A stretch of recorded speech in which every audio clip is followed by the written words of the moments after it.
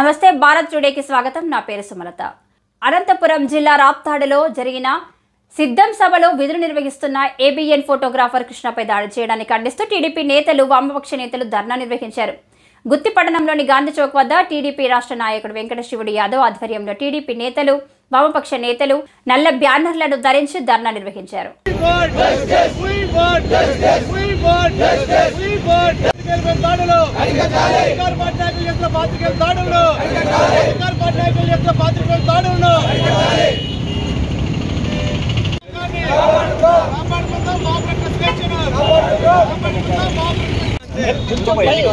అనంతపురంలో సిద్ధం సభ YCP party పెట్టుకోవడం జరిగింది.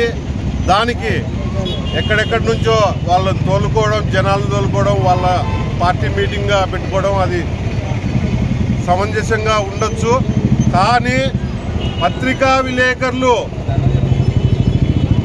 పోయి ఫోటోగ్రాఫర్ ఆంధ్రజ్యోతి కృష్ణను, TV5 అనిల్ను దారుణంగా కొట్టడం అనేది అది సాక్షాత్తు మన రాష్ట్ర ముఖ్యమంత్రి జగన్మోహన్ రెడ్డి మాట్లాడుతుండగా ఈ దారుణం జరగడం అంటే ఈ వైసీపీ పాలనలో ఈ 5 ఏళ్లలో ఎంత దారుణాలు జరిగినాయో. మేము వెళ్ళిపోతున్నాము, ఈ వైసీపీ ప్రభుత్వంగా కూలిపోతుంది, బంగాళాఖాతంలో కూలిపోతుందనే ఉద్దేశంతో విపరీతమైన వినాశనంగా వాళ్ళు దాడులు చేయడం జరుగుతుంది.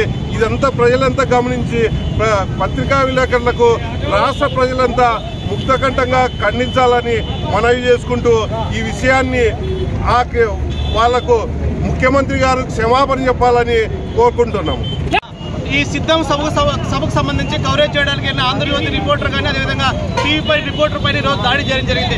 అయితే అక్కడ సీఎం గారు సభ పెట్టుకుని ఈరోజు అదేవిధంగా నిన్న పోలీసు వారు కూడా వేల మంది ఈరోజు అక్కడ సభా ప్రాంగణంలో మేము అందరికీ రక్షణ కల్పిస్తున్నామని చెప్పి పోలీసు సమక్షంలో ఈ దాడి చేయడం చాలా బాధాకర విషయం. అదేవిధంగా ఈరోజు పాత్రికేయులు సమాజంలో మంచి కానీ చెడు కానీ ప్రతి ఒక్కటి ప్రజల దృష్టికి తీసుకెళ్తూ ఎంతో ఈరోజు వాళ్ళు స్పందించి, ఎందుకంటే ఇప్పుడు కూడా ఈరోజు దాడి జరిగి ఈరోజు 12 గంటలు అవుతున్నా కూడా ఈరోజు పోలీసు వారు కానీ కలెక్టర్ గారు కానీ ఎలాంటి స్పందన లేదు. అంటే ఈరోజు రాష్ట్రంలో ఈరోజు ఎలాంటి పరిస్థితుల్లో మనం ఉన్నాం. ఈరోజు పాత్రికేయులపైన దాడులు చేస్తున్నా అంటే ఈరోజు సామాన్య పరిస్థితి ఏమే. అందుకే ఈరోజు వెంటనే అధికారులు స్పందించాలి. ఎవరైతే దాడి చేశారో వాళ్ళందరూ కూడా అరెస్ట్ చేయాలని చెప్పి వెంటనే ఈ సందర్భంగా డిమాండ్ చేస్తున్నాము.